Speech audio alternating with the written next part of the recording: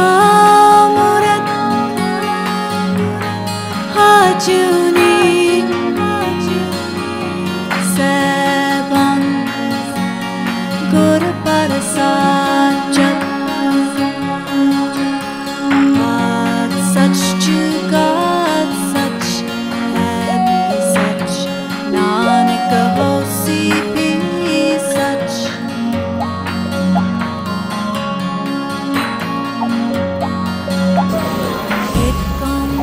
É uma delícia, né? Estar com todos vocês. Queria agradecer primeiro essa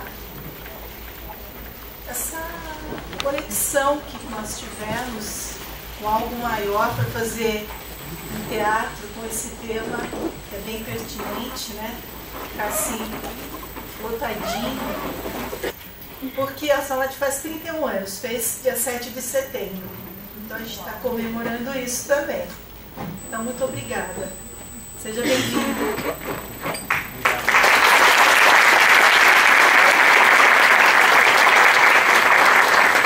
Obrigado. Boa noite.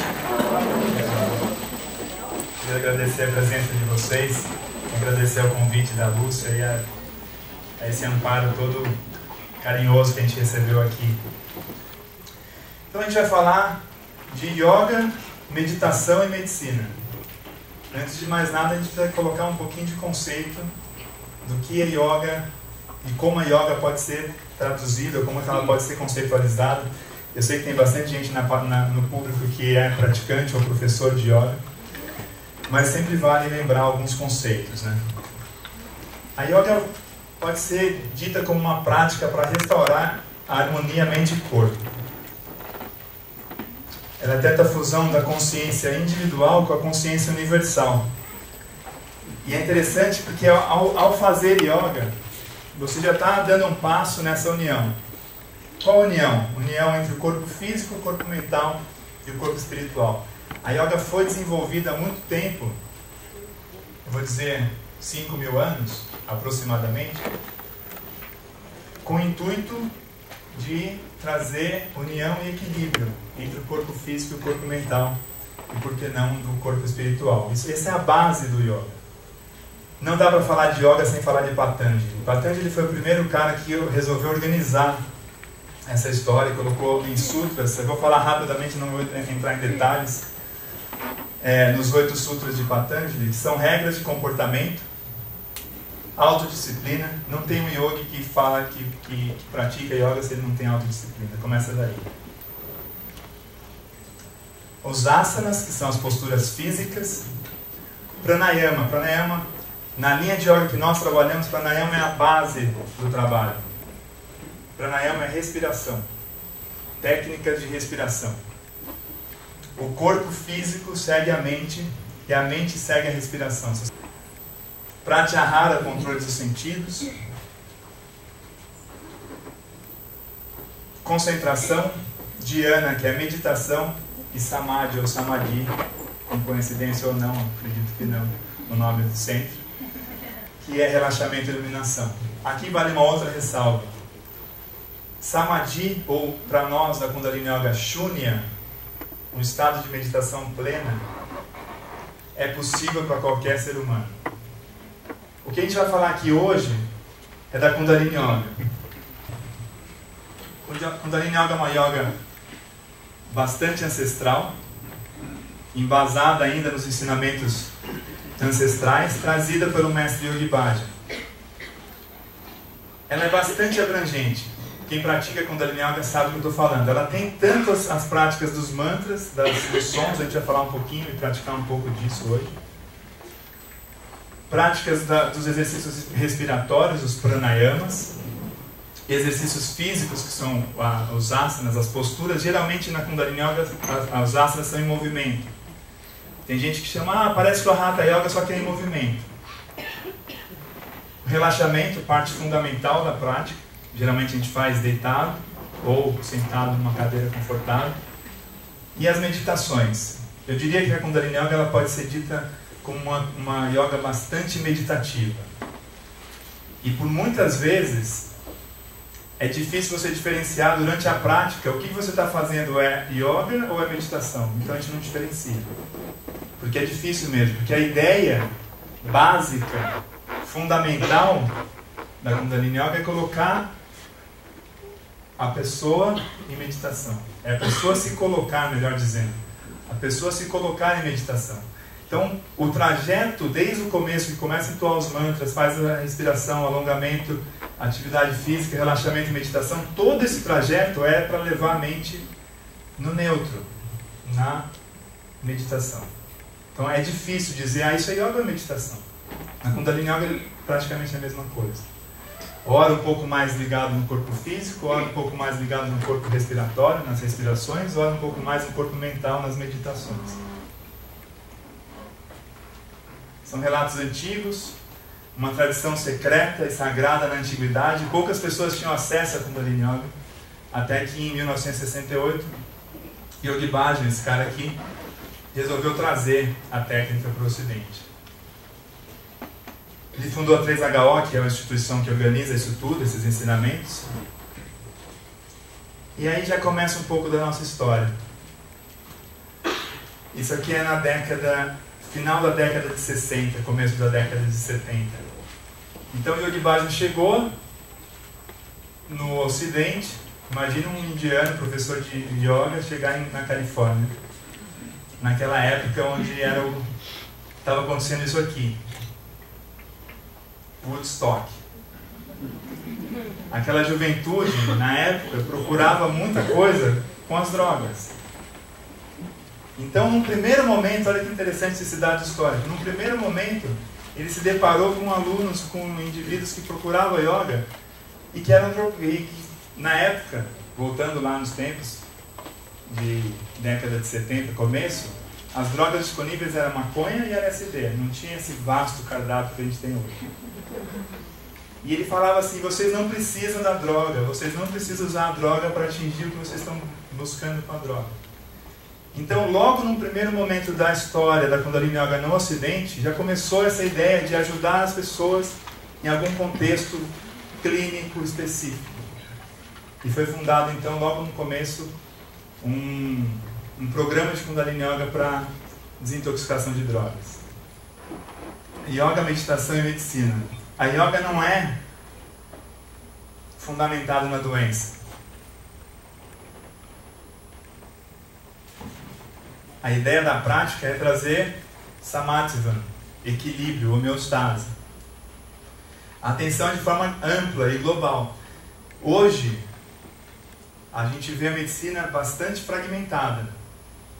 Tanto que você precisa de 5 médicos, né? O cara que trata do olho, o cara que trata da pressão, o médico que vai fazer os seus exames de rotina, um oncologista. Então, a gente vai um pouco contrário a esse movimento, que é trazer todo o equilíbrio junto. Então, a ideia da prática é restaurar esse equilíbrio, a homeostase. Esse é um cara importante, bastante importante na minha história. A gente vai falar um pouquinho desse cara e dos trabalhos que a gente tem feito com a Kundalini Yoga. E você colocar yoga ou meditação no PubMed, tem 7.026 artigos publicados. Tem muita gente estudando isso. Tem muita gente estudando isso. Isso não é de agora. Isso aqui, ó, 1952, já começaram a estudar. Isso é na Índia, fazendo alguns estudos de eletroencefalograma de pessoas em meditação. Como é que esse cérebro funciona?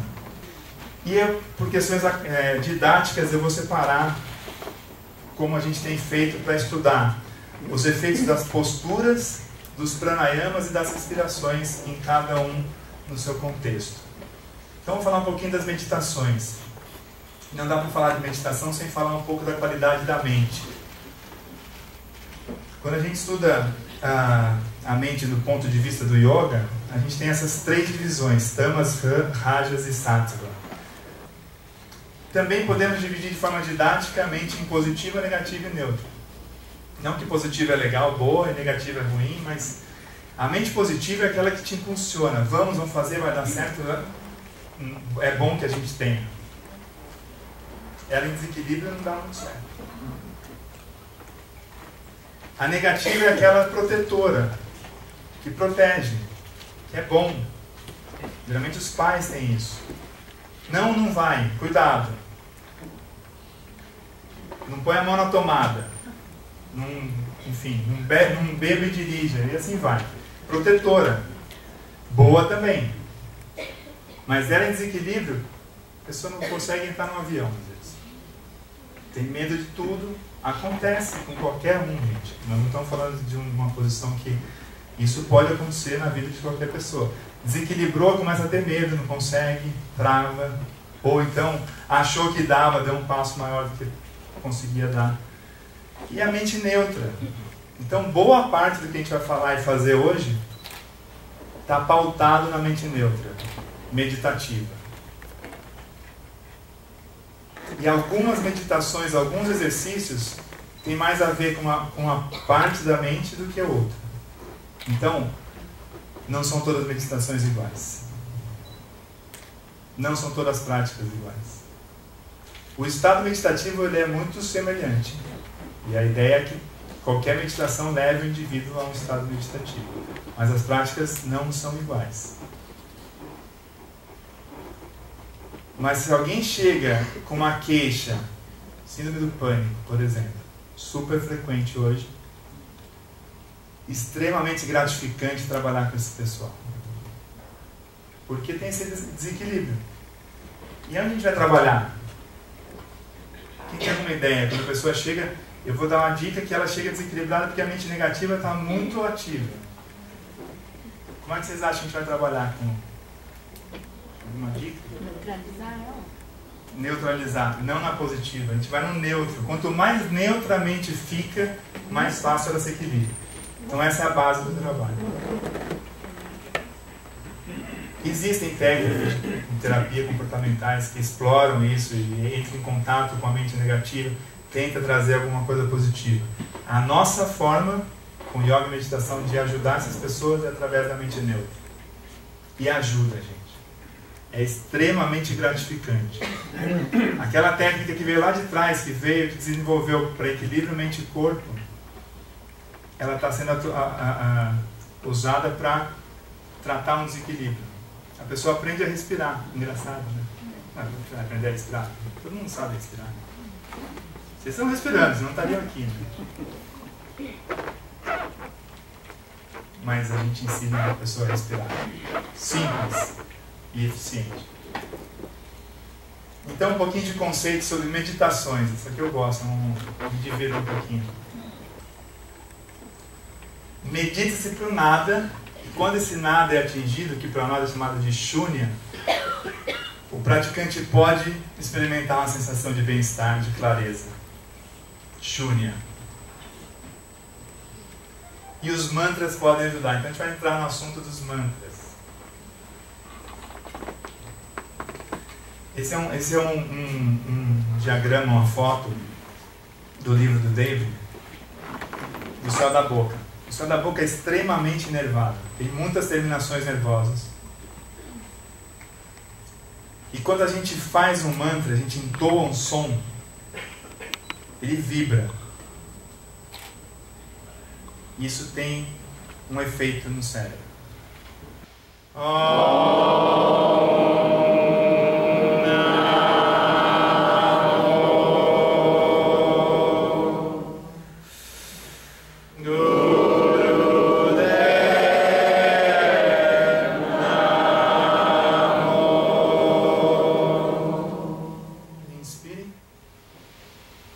Respirem, relaxem as mãos nos joelhos, mantenha os olhos fechados e apenas observe um pouquinho a sua postura, a sua respiração.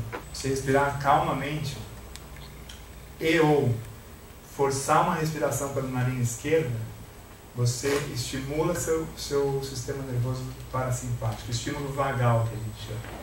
Isso ajuda em vários contextos, diminuição de estresse, diminuição de ansiedade, melhora da qualidade de sono e assim vai. Okay? Vou falar um pouquinho sobre a saúde mental.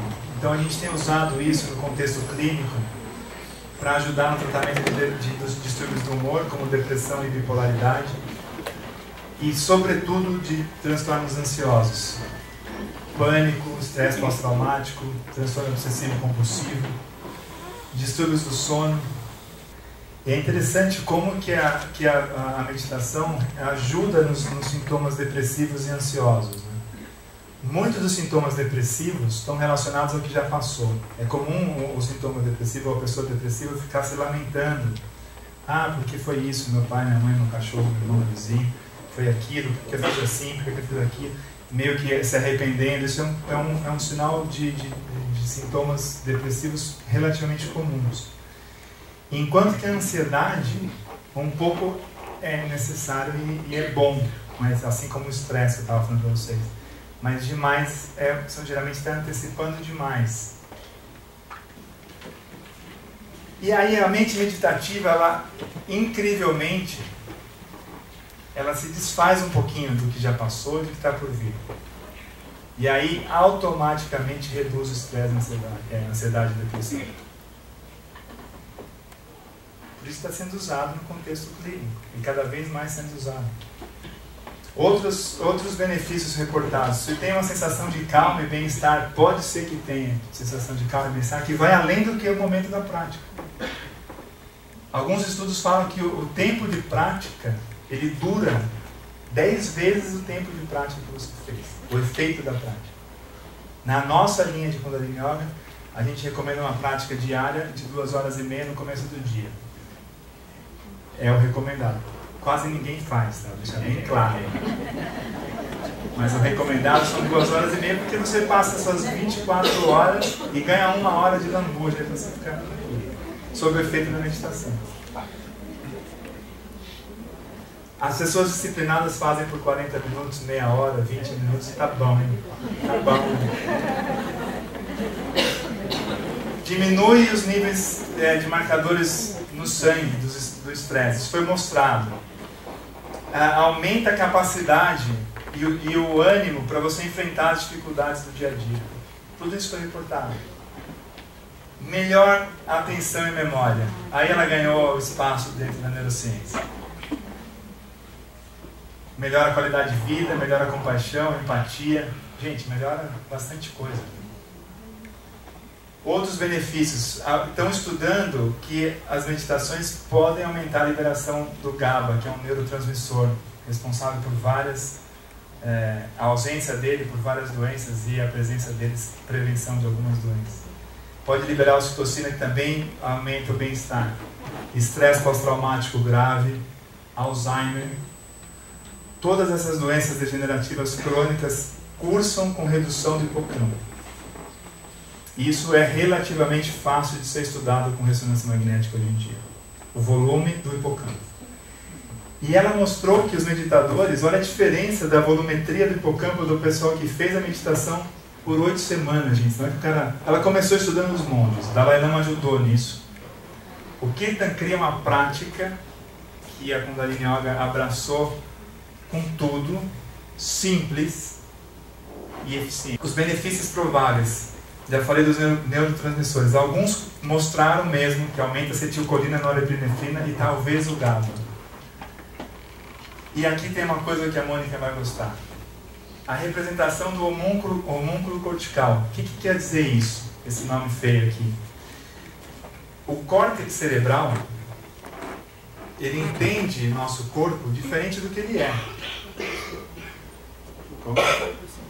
Proporcionalmente. Acho que alguns de vocês já tiveram acesso a essa informação, que é aquela língua grandona, a mão grande. E o que a gente está fazendo muito no Kirtan Kriya? A gente usa a voz, usa muita motricidade da língua, usa toque na ponta dos dedos para fazer a meditação. E olha como que o nosso cérebro nos vê. Assim. Para o córtex cerebral ele está vendo isso. Olha o tamanho que é a língua, a boca. Olha o tamanho da mão, dos dedos. Então, talvez isso explique muito o efeito da prática. Porque é uma meditação que você ativamente mexe os dedos. E toca os dedos para que o seu cérebro perceba que está tocando os dedos simultaneamente dos dois lados. a língua, para entoar o som tem que mexer a língua. E eu convido que mexa a língua, sinta o som, sem contar o mantra e o foco na postura e o foco do olhar. Apoiem os ciscos, o ossinho da bacia, não as costas. Se quiser apoiar as costas, apoie de leve. O seu apoio maior está no assento da cadeira, não nas costas. Os pés plantados no chão. A gente vai entoar esse mantra da seguinte maneira: Sa, Ta, Na, Ma. Eu vou explicar, por favor, preste atenção nos detalhes. No Sa, a gente toca o indicador. Ta, dedo do meio. Na, o quarto dedo. Ma, o quinto dedo. Sa, Ta, Na, Ma. Sempre nessa ordem, do indicador ao dedo mínimo, nas duas mãos juntas. As duas mãos podem e preferencialmente vão ficar apoiadas com as palmas para cima no joelho, alongando a coluna, fechando os olhos e focando o ponto entre as duas sobrancelhas. A gente vai fazer Sa, Ta, Na, Ma repetidamente. Sa, Ta, Na, Ma. Por um tempo falando, entoando em voz alta, vibrando esse som, sentindo a vibração dele. Por um tempo sussurrando. Sa, Ta, Na, Ma. Por um tempo em silêncio, continue fazendo o toque nos dedos e mentalmente entoando, vibrando esse som, mas sem verbalizar.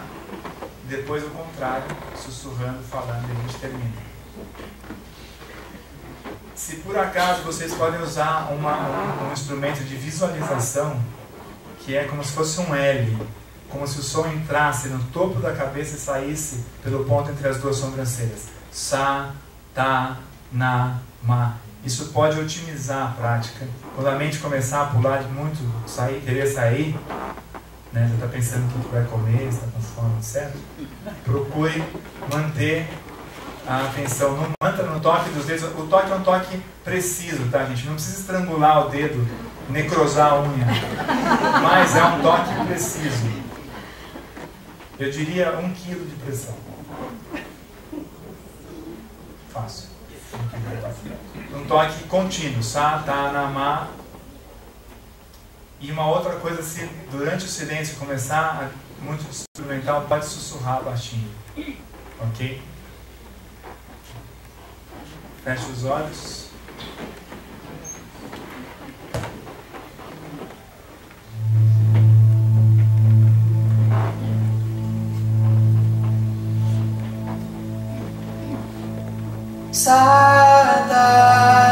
Sadhanama, Sadhanama, Sadhanama,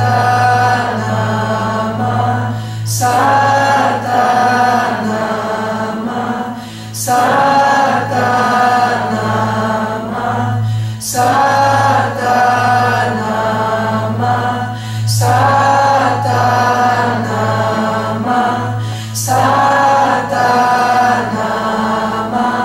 Sadhanama, Sadhanama, Sadhanama, Sadhanama, Sadhanama. Inspire. Segura o ar. Mexe um pouquinho as mãos, os braços. Ok, gente. Muito obrigado mais uma vez. Estou à disposição para todos.